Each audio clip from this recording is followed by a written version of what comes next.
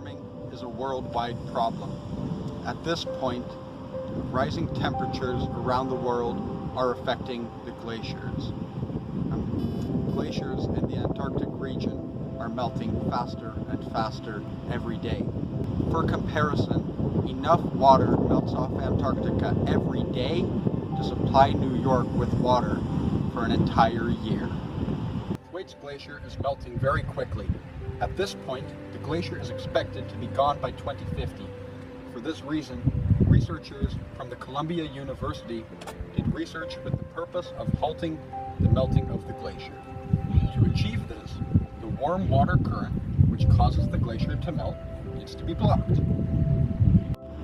In their report, the researchers suggest building a wall made of stone, with the purpose of blocking the warm currents. In the simulation that they made of the wall, it was concluded that a wall that is half of the ocean depth will have a 70% chance of saving the glacier for another 1,000 years. With a 300-meter high wall, there would be a 30% chance of reducing the disintegration of the glacier. The researchers calculated that for the intended dimensions, 1.5 cubic kilometers of stone will be needed. Even with the biggest pipe-laying vessel, the installation of the wall will take over 3,000 years.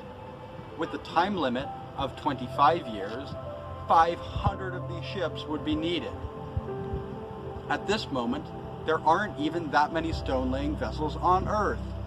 Even the researchers at Columbia University thought that there must be a better solution. The problem with building a stone wall is the volume of the stones and the time it takes to install the wall. So our new concept has to be compact and has to require less time. Our concept is a barrier in the form of a tough sail made from Dyneema, spanned vertically underwater with its base laying on the seabed. The sail is held up by a floating object made from rigid foam with a pressure-resistant shield. To get this construction on the bottom of the sea, a pipe-laying vessel will be used. This vessel has a J-lay system on board. A pipe-laying vessel is being used to allow the sections of the bottom to be attached before they enter the water. As the sections extend into the water, they'll be attached and will follow a J-shaped curve between the ship and the seabed. A pipe-laying installation technique will be far quicker than the traditional deep-sea crane installation method. The Pacific Mistral has been selected for the installation of this structure.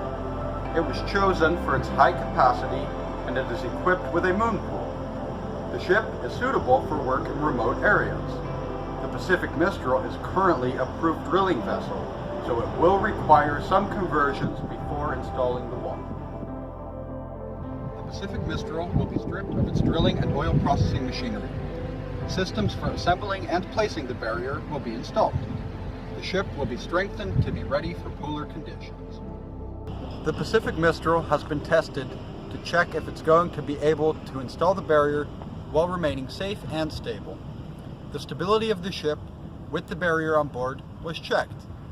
Even after the needed conversions, the ship can safely work on the installation of the barrier. In order to calculate the total installation time, it was necessary to estimate the time spent installing the wall, the time spent sailing to Antarctica, and the amount of downtime the ship can expect. To install the wall, it will take right about 2.2 years. But because the ship will be sailing in Antarctica, it could face up to 70% downtime. Because of this, the total installation time will be about 7.5 years. The flexible barrier is the best option by far because it's so much quicker than the installation of the stone.